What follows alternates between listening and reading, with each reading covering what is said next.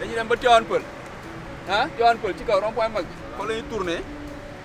mais bu ñu dem premier tour dañuy dem en bloc dawal def cadence bu yem ñëpp bokk ah bu ñu demee ba ci kaw ba Tivaouane Peulh tourné rond-point bi dañuy delluwaat ba ci pont bi suuf pont bi bu ñu dëppee mooy Mali bu ñu dëppee suuf pont bi bay delluwaat laa de cela fu mun dem mu dem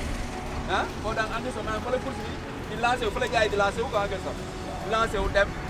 def tour ba foofu encore arrivé bi fii la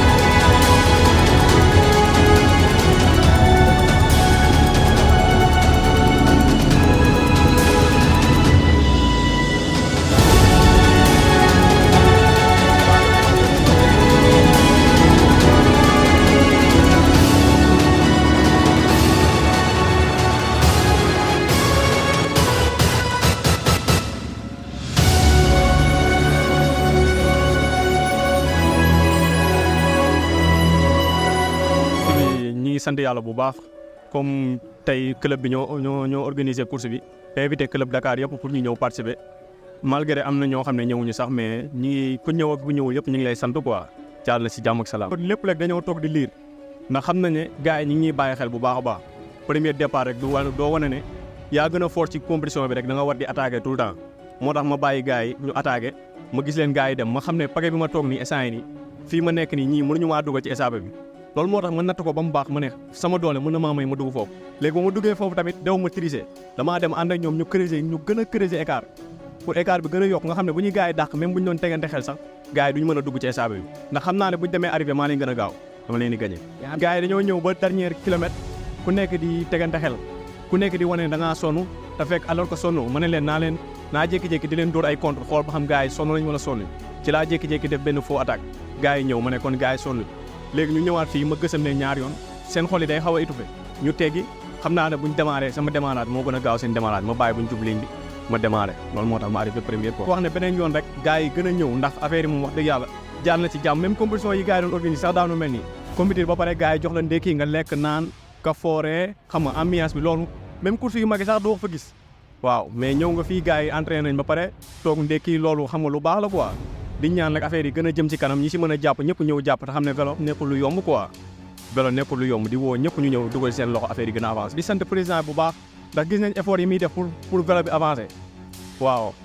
mën nañ ne vélo Sénégal moom taxu koo demee noonu yéen a demee mais gis nañ moyens yi mu ciy def maanaam moyens yi mu ciy def pour affaire yi avancé ñu ngi koy gis bu baax a baax a baax ndax ñun nekk nañ ay club yu bari mais bañ nekkee fii gis nañ njariñ yi fi am di sant président bu baax di wax yàlla jàppale lépp lu mu yéene ci vélo bi mu gis ci lu kawe njortam loolu lañ koy ñaanal. Personnellement damay remercier leyze parce que jël na initiative bi ak ñi nga xam ne ñoo ànd ak moom c'est-à-dire ses proches ñu gëm ko man nag li tax ba ñëw mooy li ma gis ci yéen mooy passion c'est-à-dire gëm-gëm bi ngeen jox vélo bi te aussi ngeen bañ a yàkkamte fi ñu jógee dafa sori dara amu fi woon y avait un désert boo xam ne kenn xamul lan la